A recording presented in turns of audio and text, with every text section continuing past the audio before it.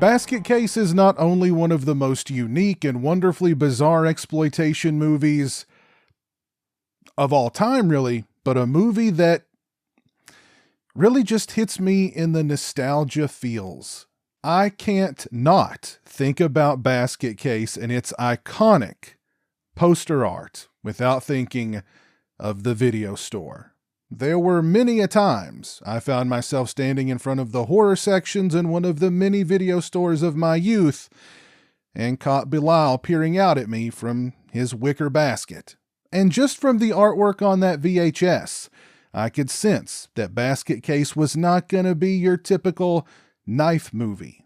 And Basket Case is anything but typical because it was written and directed by a filmmaker that is certainly not typical. You know you're watching a Frank Henenlotter movie within the first 15 minutes because Henenlotter movies have their own look, their own feel, their own sense of humor, and they're populated with characters that you can only find in a Henenlotter movie. In the case of Basket Case, the main characters are Dwayne and his brother Belial. They're close, but they used to be much closer.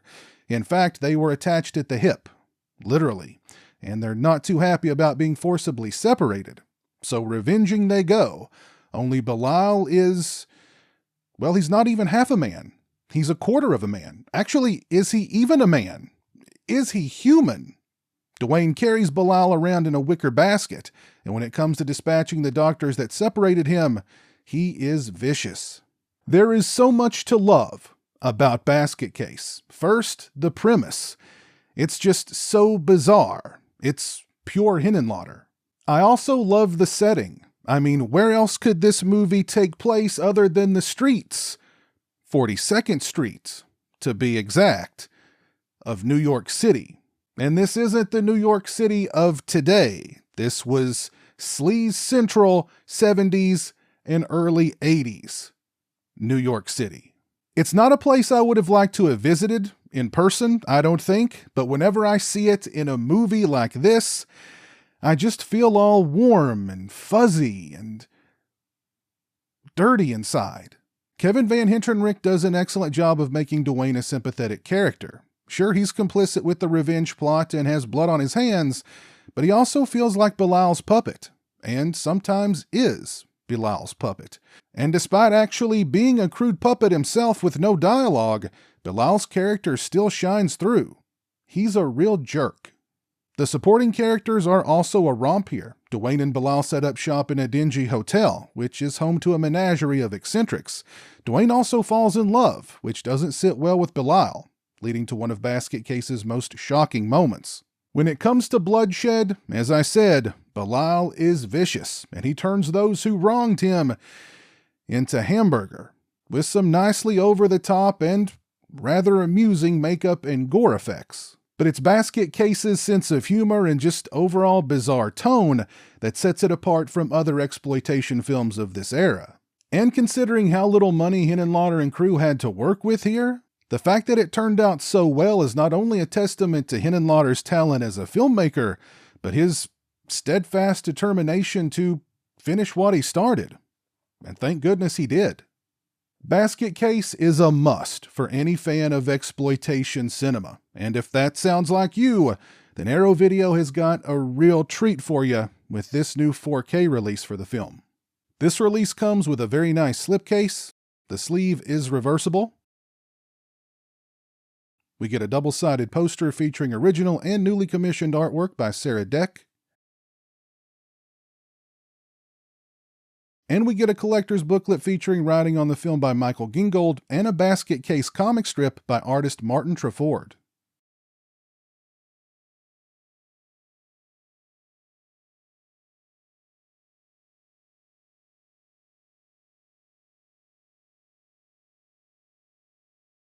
As for the 4K picture quality, Basket Case looks absolutely stunning here. The picture quality is sharp and highly detailed, but without taking away any of the grain or grit that makes Basket Case what it is. There are a few moments where the picture quality noticeably dips, which I'm sure is due to the source material, but overall I was very pleasantly surprised with this 4K restoration for Basket Case.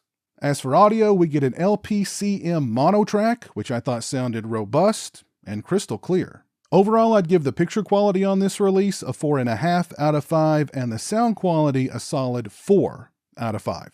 As far as extras are concerned, first up we get Basket Case 3.5, an interview with Dwayne Bradley in which Frank Henenlotter and crew travel out into the boonies to interview Dwayne Bradley about what he and his brother have been up to since the events of the third Basket Case. It's 8 minutes and 39 seconds in length. Next, we get Me and the Bradley Boys, an interview with Kevin Van Hentenryck. It's 16 minutes and 25 seconds in length. Mr. Van Hentenryck discusses how he got the gig in Basket Case and what attracted him to the role. He discusses Dwayne's connection to Belial, the cast, how they did the hanging off the hotel sign scene, running naked through the streets in February, how surprised he is by the popularity of the film, and more. Next, we get a brief interview with director Frank Henenlotter. It's 3 minutes and 58 seconds in length. However, it's an interview with a naked man who is definitely not Frank Henenlotter. Next, we get Seeing Double, the Basket Case Twins. It's an interview with Florence and Mary Ellen Schultz, the twin nurses from Basket Case. It's 9 minutes in length. They are also Frank Henenlotter's cousins, and they discuss Frank Henenlotter screening horror films for them as kids, Frank making them laugh at their grandfather's funeral, getting recognized from Basket Case to this day, what twin life is like, and more. Next, we have Blood Basket and Beyond, an interview with actress Beverly Bonner. It's 6 minutes and 9 seconds in length. Ms. Bonner discusses first meeting Frank Henenlotter and getting cast in Basket Case. She discusses fond memories from the making of the movie, working with Frank Henenlotter, the fandom for the film, and for her character, and more. Next, we have The Latvia Connection, which is a featurette including interviews with producer Edgar Ivans, casting person / actress Ilza Belotis, associate producer / special effects artist Ugis Nagels, and Bilal performer Kika Nagels. It's 27 minutes and 37 seconds in length. Next, we have Bilal Goes to the Drive-In, an interview with legendary film critic Joe Bob Briggs. It's 7 minutes in length. Joe Bob discusses first seeing Basket Case at the Cannes Film Festival and falling in love with it. He describes booking the film's world premiere at a dumpy drive-in in Texas and how great the reception was, and more. Next, we have Basket Case at MoMA, the Museum of Modern Art. It's a Q&A from the 2017 Basket Case restoration premiere at the Museum of Modern Art with Frank Henenlotter, Kevin Van Hentenryck, Beverly Bonner, and others. It's 37 minutes and 17 seconds in length. Next, we have What's in the Basket, a feature-length documentary covering all 3 Basket Case movies. It includes interviews with Frank Henenlotter, Edgar Ivans, Kevin Van Hentenryck, Beverly Bonner, Kevin Haney, Annie Ross, Gabe Bartolos, and many more. It's 1 hour, 18 minutes, and 44 seconds in length. Next, we have In Search of the Hotel Broslin, in which Frank Henenlotter and rapper R.A. the Rugged Man Thornton guide us on a tour of the Basket Case shooting locations. It's 16 minutes and 13 seconds in length. Next, we have The Frisian of Fission, a video essay by Travis Crawford. It's 23 minutes and 3 seconds in length. We get 6 minutes and 23 seconds of outtakes. We get The Slash of the Knife, which is a rare short film directed by Henenlotter. Next, we have Bilal's Dream, an animated short by filmmaker Robert Morgan. We get image galleries, trailers, TV spots, and radio spots, and we get 2 audio commentaries. The first with Frank Henenlotter and Kevin Van Hentenryck, and the second an archival audio commentary with cast and crew. This is an excellent release for Basket Case from the fine folks over at Arrow Video. If you are a fan of Basket Case, then this release should be in your collection. Let me know your thoughts on Basket Case down in the comments section below. And while you're down there, let me know what your favorite Frank Henenlotter film is. If you like this video, please leave it a thumbs up and share it on social media. If you're not following me on social media, those links are in the description. As always, thank you so much for watching. I really appreciate it. Take care, and until next time, peace.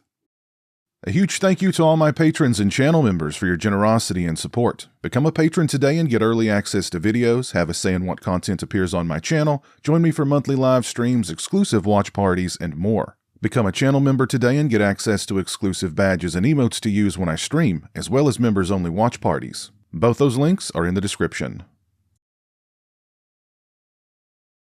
Say hello to the internet, Jeremy. Hello to the internet.